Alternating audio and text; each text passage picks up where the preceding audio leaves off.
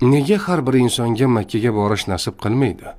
Nega minglab insonlar Ka'bani ko'rishni orzu qiladi, ammo unga faqat ba'zilargina yetadi? Bu tasodifmi? Yo'q.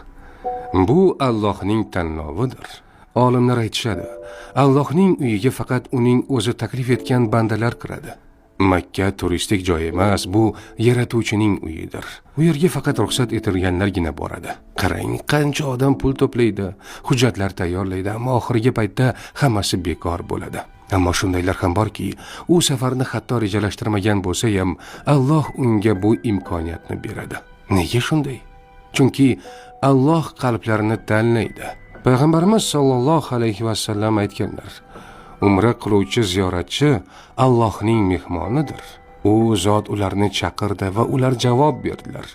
Agar ular undan bir narsa so'rasalar, Alloh ularga beradi. Agar mag'firat so'rasalar, Alloh